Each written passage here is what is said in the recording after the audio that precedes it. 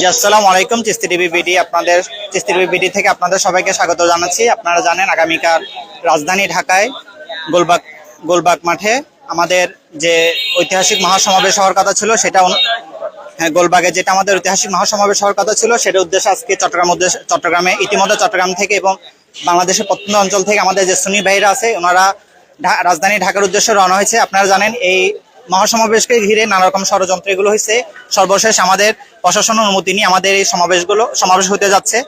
এই সমাবেশ সম্পূর্ণ একটি অরাজনৈতিক, এটা কোনো রাজনৈতিক প্ল্যাটফর্মে হচ্ছে না, এটা হচ্ছে যে সাধারণ সুন্নি জনতার প্ল্যাটফর্মে এই সমাবেশ মজলুমের পক্ষে এবং অন্যায় এবং কি অবিচারের বিপক্ষে। আপনারা জানেন ফিলিস্তিন, গাজা এবং ইন্ডিয়া এবং রোহিঙ্গা মুসলমান, এখানে আমাদের যে মুসলিম ভাইরা আছে তাদের উপরে নির্বিচারে তার ইসরায়েল বাহিনী বর্বর হত্যাযজ্ঞ চালাচ্ছে এবং আমাদের মা বোনের উপরে হামলা করতেছে, আমাদের শিশু বাচ্চাদের উপর হামলা করতেছে।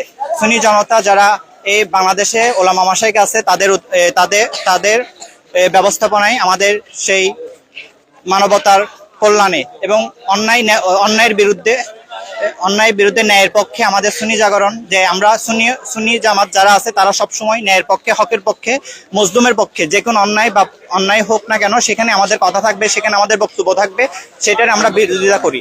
আমরা সবসময় সত্য এবং ন্যায়ের পক্ষে। আমাদের এই কথাগুলো সবসময় আমরা সেই উদ্দেশ্যে যে